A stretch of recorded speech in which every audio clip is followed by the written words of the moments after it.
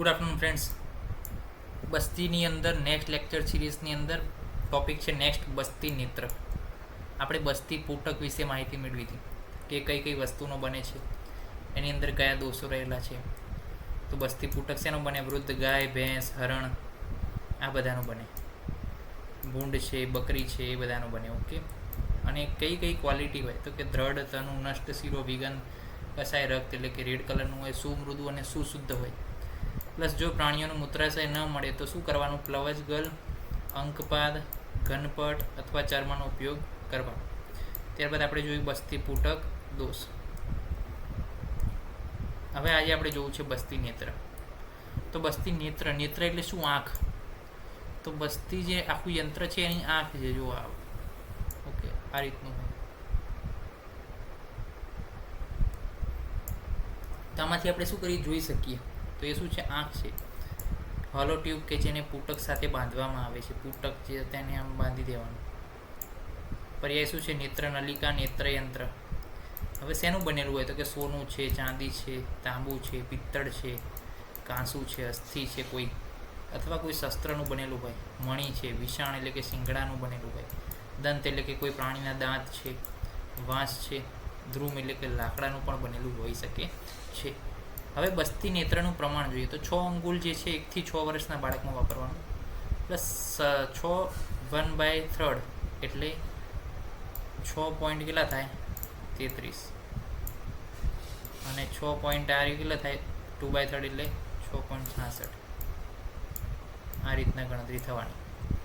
તો 6 1/3 એ જે છે 7 વર્ષમાં, 8 વર્ષમાં, પછી 2/3, 9 વર્ષમાં 7, 10 વર્ષમાં 7 1/3, 11 વર્ષમાં 7 2/3, એવી રીતે 8 વર્ષ સુધી, 8 અંગુલ સુધી જવાનું. ત્યારબાદ 8 8.5, પછી 9 9.5, પછી 10 સુધી ગયા, 10 11 ને 12. તો 18 વર્ષે કેટલા અંગુલ? 12 અંગુલ. તો આને યાદ રાખવું જ. જો આ રીતના યાદ રાખી શકાય કે એક તમારે યાદ રાખવાનું 6 અંગુલ 1 થી 6 વર્ષ. ત્યારબાદ સીધું તમારે યાદ રાખવાનું 7 અંગુલ કે 9 વર્ષ. ત્યારબાદ યાદ રાખવાનું 8 અંગુલ 12 વર્ષે. પછી સીધું 16 વર્ષનું યાદ રાખવાનું કે 16 વર્ષે 10 અંગુલ, અને 18 વર્ષે કેટલા અંગુલ? 12 અંગુલ. તો આટલા વસ્તુ તમે યાદ રાખી શકો. 6 અંગુલ 1 થી 6 વર્ષમાં, 7 અંગુલ 9 વર્ષમાં, 8 અંગુલ 12 વર્ષમાં, અને 10 અંગુલ જે છે 16 વર્ષમાં, અને 12 અંગુલ જે છે 18 વર્ષમાં. આટલી વસ્તુ યાદ રાખવાની. બીજી આ વચ્ચેની યાદ રાખવાની જરૂર નથી. થોડુંક ઇઝી બનાવી દઈએ તો શું છે? તૈયારી થાય. બીજી વાત કરીએ બસ્તી કર્ણિકા. શું છે?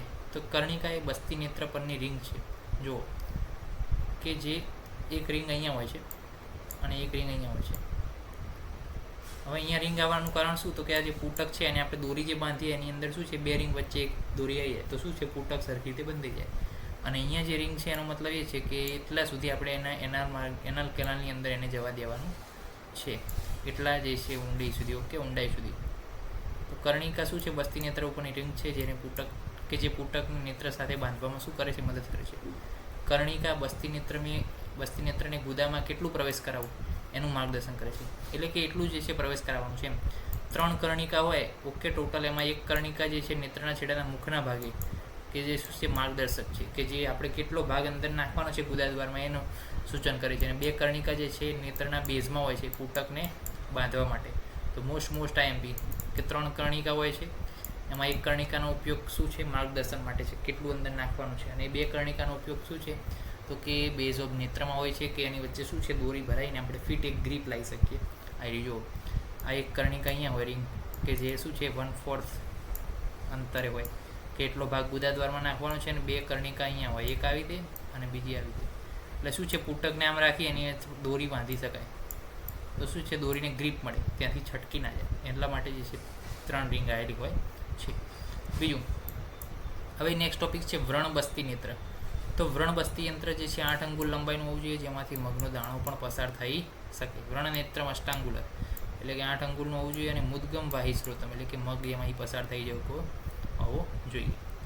નેક્સ્ટ ટોપિક છે બસ્તી નેત્ર દોષ. એ આપણે જોઈશું નેક્સ્ટ લેક્ચરમાં. ત્યાં સુધી રજા આપશો. જય હિન્દ, જય ભારત, જય નમસ્કાર.